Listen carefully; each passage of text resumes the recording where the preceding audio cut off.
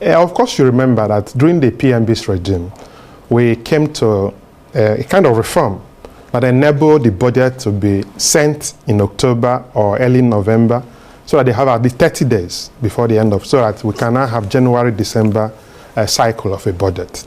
Surprisingly, we are now back to a situation where a single budget is extended 3 times, like 2023. 2024 is now being extended in 2025 and to the end of 2025.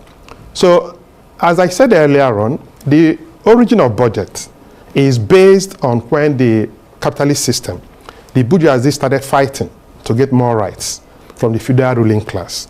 And as they got more rights, they now said that the parliament must and should question, assure, approve the revenues that are paid by the citizens. So that because we contribute through taxes, so that we have to know the revenues that we've collected and then the expenditures the government wants to do. They have to list it, and because they are representing us in National Assembly, they are doing our work by questioning line by line what the government wants to spend. So in this instance where budgets are being extended, it means that the National Assembly are not performing their functions, their assigned functions, effectively. And of course, in terms of governance indicators, that is being listed by World Bank, rule of law, government effectiveness, regulatory quality, the number 2, government effectiveness, Nigeria has been performing poorly. So with this kind of scenario, it means that our performance has gone further down. And it also means that the executive, you have to also understand the reasons for this extension. Is it because that we don't have resources? Yes, I was going to ask you that question. Why are they actually extending it and extending it again? So if you listen to the Senate or the National House of Reps, they said that possibly that we don't have resources that to execute what they have in the budget. But the question then is, how did they prepare the budget in terms of preparing a budget when you know you don't have the revenue? So there's something that is called a balanced budget. Yes. So what you want to execute, you should be sure that you have the money to do it. So it works like that. Or you even do zero budgeting.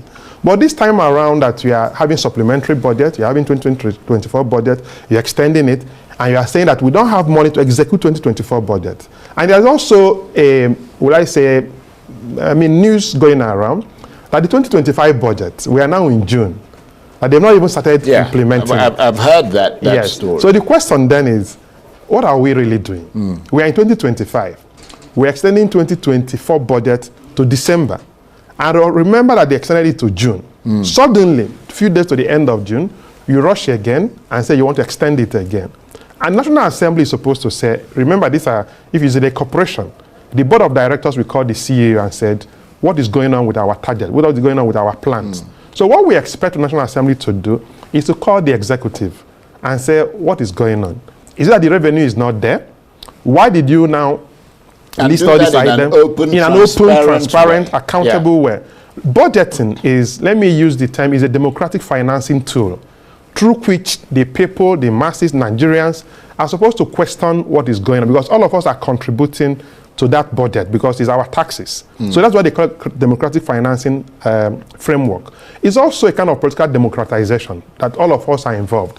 So the National Assembly to be just approving extension, it's time that Nigerians need to question and say, what is really going on? Because it's not right. Because first of all, even if you come to the economic implications of inflation, confusion. Yes, I was going to come to